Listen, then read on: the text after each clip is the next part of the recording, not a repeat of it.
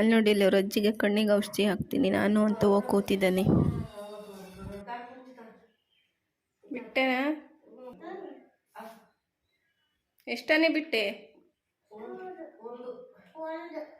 ಒಂದನೆಯಾ? ತಂಬೈಲಿ ಮುಚ್ಚ ಹಾಕ್ತೀನಿ ನಾನು.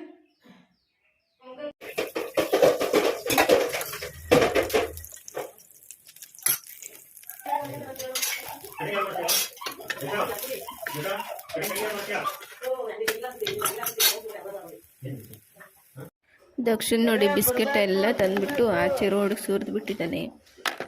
ಅದಕ್ಕೆ ಎಲ್ಲ ನಮ್ಮ ಮನೆ ಕರಿ ಹಂಗೆ ತಿಂತಾನೆ ಅಂತ ತೆಗೆದು ಒಂದು ಇದಕ್ಕೆ ಪಾತ್ರೆಯಲ್ಲಿ ಹಾಕಿಡ್ತಾ ಇದ್ದೀನಿ. ಇಲ್ಲಿ ನೋಡಿ ಫ್ರೆಂಡ್ಸ್, ನಮ್ಮ ಮನೇಲಿ ಹೆಗ್ಣಗಳ ಕಾಟ ಎಷ್ಟು ಜಾಸ್ತಿ ಆಗಿದೆ ಅಂತಂದರೆ, ನಿನ್ನೆ ಏನು ಅದನ್ನೆಲ್ಲ ಮುಚ್ಚಿದ್ದೆ ಮತ್ತೆ ಬಾಗ್ಬಿಟ್ಟಿದ್ದಾವೆ. ಈ ಒಲೆ ಒಳಗೆಲ್ಲನೂ ಕೂಡ ಬಿಲ್ಲ ಮಾಡ್ಕೊಂಡಿದ್ದಾವೆ. ಹಾಗೆ ಆ ಮೂಲೆಯಲ್ಲೂ ಕೂಡ ಒಂದು ಬಿಲ್ಲ ಮಾಡ್ಕೊಂಡಿದ್ದಾವೆ. ಹಾಗೆ ಇಲ್ಲಿ ಸೋಪ್ ನೋಡಿ, ನಾನು ಯಾವ ಥರ ಸೋಪನ್ನು ಇಟ್ಟಿದ್ದೀನಿ ಅಂತ. ಈ ಗೋಡೆಗೆ ಮಳೆ ಹೊಡೆಯೋದಕ್ಕಾಗಲ್ಲ, ಮತ್ತೆ ಮತ್ತೆ ಬಿದ್ದು ಹೋಗ್ತವೆ, ಬರೀ ಇಟ್ಕೆ ಜೋಡಿಸಿರೋದು. ಆ ಸೋಪನ್ನು ನಾನು ಹಾಗೆ ದಾರ ಕಟ್ಬಿಟ್ಟು ಅಲ್ಲಿ ಇಟ್ಟಿದ್ದೀನಿ. ಇಲ್ಲ ಅಂತಂದರೆ ಸೋಪನ್ನು ಬಿಡೋದಿಲ್ಲ, ಹಾಗೆ ಅಲ್ಲಿ ಬ್ರಷ್ಗಳ್ನು ಕೂಡ ಬಿಡೋಲ್ಲ, ಎಲ್ಲ ಹೊತ್ಕೊಂಡು ಹೋಗ್ತವೆ. ಹಾಗಾಗಿ ಈ ಥರ ನಾನು ಸೋಪ್ ಬ್ರಷನ್ನು ಮೇಲ್ಗಡೆ ಇಟ್ಕೊಂಡಿದ್ದೀನಿ. ನಮ್ಮ ದಕ್ಷಿಗೆ ಒಂದು ಹಳೆ ಜಾಮೆಟ್ರಿ ಬಾಕ್ಸ್ ಇತ್ತು. ಆ ಜಾಮೆಟ್ರಿ ಬಾಕ್ಸ್ಗೆ ದಾರ ಕಟ್ಕೊಡಮ್ಮ ಎಳ್ದಾಡೋದಕ್ಕೆ ಅಂತ ಕೇಳ್ತಾ ಇದ್ದ. ಹಾಗಾಗಿ ಅವನಿಗೆ ದಾರ ಕಟ್ಕೊಡ್ತಾ ಇದ್ದೀನಿ.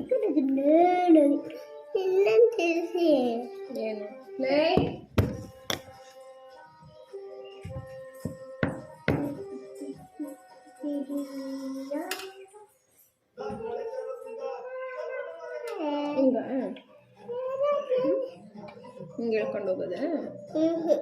ಹಿಂಗೆ ಅಮ್ಮ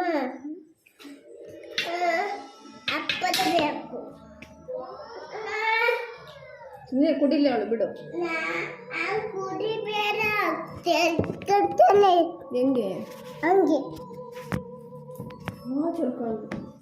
ಮ್ಯಾಟ್ ತಂದು ಹಾಕಲಿ, ಮ್ಯಾಟ್ ತರೋಗಳನ್ನ ಅದನ್ನ ಹೇಳ್ಕೊಬ್ರ, ಮ್ಯಾಟ್ ತರೋಗಿಲ್ಲ ಅಲ್ಲಿ ಬಾಕ್ಲಲ್ಲಿ.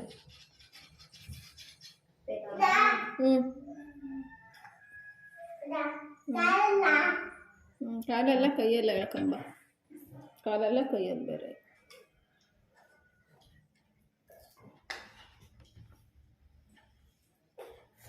ಬರಗಿದ್ದೀಯಾ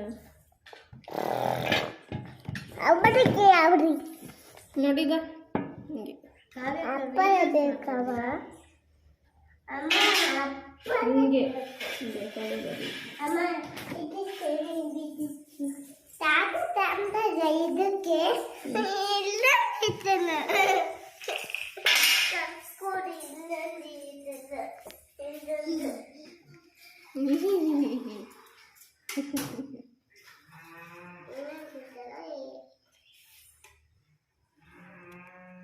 ಸಾಕು, ಅದಕ್ಕೆ ಹಾಕಕ್ಕಾಗಲ್ಲ.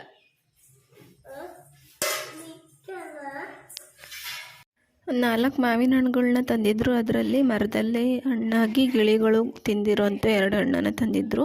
ಅದರಲ್ಲಿ ನೋಡಿ ಹುಳುಗಳೆಲ್ಲ ಯಾವ ರೀತಿ ಓಡಾಡ್ತಾ ಇದ್ದಾವೆ. ಈ ಥರ ಹಣ್ಣುಗಳನ್ನ ಯಾರೂ ಕೂಡ ತಿನ್ನಬೇಡಿ. ತಿನ್ನೋದು ಕೂಡ ಅದು ಈಗಿನ ಜನ್ರೇಷನಲ್ಲಂತೂ ಆ ಥರ ಹಣ್ಣುಗಳನ್ನ ತಿನ್ನೋದಕ್ಕೆ ಹೋಗಬಾರ್ದು. ನಮ್ಮ ಹೆಲ್ತ್ ಮೇಲೂ ಕೂಡ ತುಂಬಾ ಪ್ರಭಾವ ಬೀಳುತ್ತೆ. ಇವೆರಡು ಹಣ್ಣುಗಳು ಚೆನ್ನಾಗಿದ್ದಾವೆ, ಇವೆರಡು ಹಣ್ಣನ್ನು ಮಾತ್ರ ತಿನ್ನಲ್ಲ. ನೀವು ಕೂಡ ಯಾರು ಈ ಥರ ಹಣ್ಣಿದ್ರೆ ತಿನ್ನಬೇಡಿ. ರೂಮಲ್ಲಿ ಬಟ್ಟೆಗಳು ನೋಡಿ ಯಾವ ರೀತಿ ರಾಶಿ ರಾಶಿ ಬಟ್ಟೆಗಳು ಬಿದ್ದಿದ್ದಾವೆ ಅಂತ. ಒಂದು ವಾರಕ್ಕೊಂದು 2-3 ಸಲನಾದರೂ ಜೋಡಿಸಿಡ್ತಾ ಇರ್ತೀನಿ. ಮತ್ತೆ ಮತ್ತೆ ಅದೇ ಥರ ಆಗ್ತವೆ. ನಮ್ಮ ದಕ್ಷು ಎಲ್ಲ ಹರಡ್ಬಿಟ್ಟಿದ್ದಾನೆ ನೋಡಿ, ಇಲ್ಲಿ ಎಳ್ದು. ಈಗ ಇವೆಲ್ಲವೂ ಕೂಡ ಜೋಡಿಸಿ ಇಡಬೇಕು. ಇಲ್ಲಿ ನನ್ನ ಬಟ್ಟೆ, ನಮ್ಮ ಯಜಮಾನ್ರ ಬಟ್ಟೆ, ನಮ್ಮ ದಕ್ಷಿಣ ಬಟ್ಟೆ, 3 ಜನದ ಬಟ್ಟೆ ಮಾತ್ರ ನಾವು ಇಲ್ಲಿ ಇಟ್ಕೊಳ್ತೀವಿ.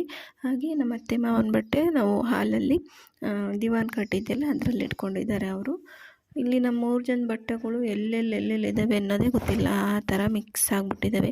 ಈಗ ಬಟ್ಟೆ ತೊಳೆದಾಗೆಲ್ಲ ತರೋದು, ಮತ್ತು ಅಲ್ಲೇ ಹಾಗೆ ಮಡಿಸ್ಬಿಟ್ಟು ಎಲ್ಲಿ ಬೇಕಲ್ಲಿ ಹಾಕ್ಬಿಡೋದು. ಹಂಗೆ ಹಾಕಿ ಎಲ್ಲ ಬಟ್ಟೆಗಳು ಮಿಕ್ಸ್ ಆಗಿಬಿಟ್ಟಿದ್ದಾವೆ.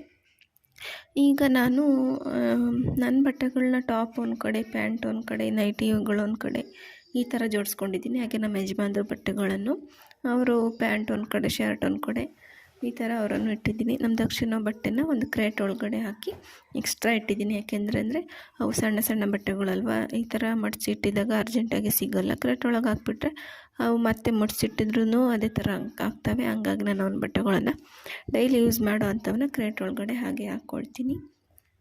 ಯಾವ ಬೇಕಂದರೆ ಅವಾಗ ಅವನ್ನ ತಗೊಂಡು ಹಾಕ್ಬೋದು. ಇನ್ನೂ ಇದ್ರೂ ತುಂಬಾ ಬಟ್ಟೆಗಳು ತುಂಬಿದ್ದೆ. ಅದರಲ್ಲಿ ಆಲ್ಮೋಸ್ಟ್ ನಾನು ಯೂಸ್ ಮಾಡದೇ ಇರೋವಂಥ ಬಟ್ಟೆಗಳೇ ಜಾಸ್ತಿ ಇದ್ದು. ಈಗ ಮನೆ ಪೇಂಟಿಂಗ್ ಮಾಡುವಾಗ ಎಲ್ಲ ಕ್ಲೀನ್ ಮಾಡಿದ್ನಲ್ಲ, ಆಗ ನನ್ನ ಒಂದು ಅರ್ಧ ಬಟ್ಟೆಗಳು, ಹಾಗೆ ನಮ್ಮ ಯಜಮಾನ್ರದ್ದು ಒಂದು ಅರ್ಧ ಬಟ್ಟೆ, ನಮ್ಮ ದಕ್ಷಿಣ ಒಂದು ಅರ್ಧದಷ್ಟು ಬಟ್ಟೆಗಳು, ಇಷ್ಟು ಒಂದು ಚೀಲದಷ್ಟು ಹಳೆ ಬಟ್ಟೆಗಳನ್ನ ತೆಗೆದು ಇಟ್ಟಿದೆ. ಇಲ್ಲ ಅಂತಂದರೆ ಇದು ಫುಲ್ಲು ಜೋಡಿಸಿಡ್ಬೇಕಾಗಿತ್ತು. ಈಗ ಮತ್ತೆ ಈ ರೀತಿ ಕ್ಲೀನಾಗಿ ಜೋಡಿಸಿ ಇಡ್ತಾ ಇದ್ದೀನಿ. ಈಗ ಮತ್ತೆ ಇನ್ನೊಂದು 2 ದಿನದಲ್ಲಿ ಈಗ ಯಾವ ರೀತಿ ಸ್ಟಾರ್ಟಿಂಗ್ ನೋಡಿದ್ರಲ್ಲ ಅದೇ ಥರ ಆಗಿರುತ್ತೆ. ನೀವು ಯಾರಾದರೂ ಈ ಥರ ಈ ವಿಡಿಯೋನ ನೋಡ್ತಾ ಇದ್ರೆ ನಿಮ್ಮ ಮನೇಲೂ ಇದೇ ಥರ ಆಗುತ್ತೆ ಅಲ್ವಾ? ಕಮೆಂಟ್ ಮಾಡಿ ಹೇಳಿ.